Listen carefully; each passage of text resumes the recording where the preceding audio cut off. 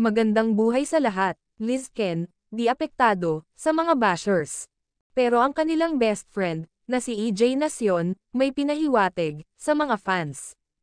Enrique Hill is very much okay, di affected sa mga rumors. Same with Liza Soberano.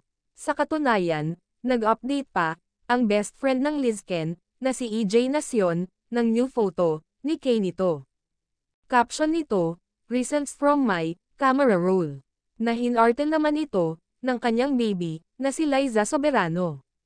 Meaningful na ito sa mga Lizken fans. At nasabi nga ng mga Lizken fans, this says it all. At Team Panatag ang mga ito. Hinding-hindi pa aapekto ang Lizken sa mga bashers, which is good and healthy sa kanilang relasyon. Kahit gaano nyo pa sila siraan, pinapatunayan nila sa inyo na walang maghihiwalay.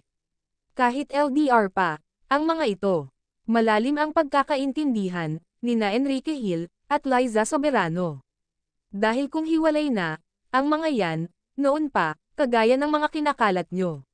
Matagal na yan na inamin ni Enrique Hill. Enrique Hill is a very good man. Di yan magtatago ng di totoo. Yeah.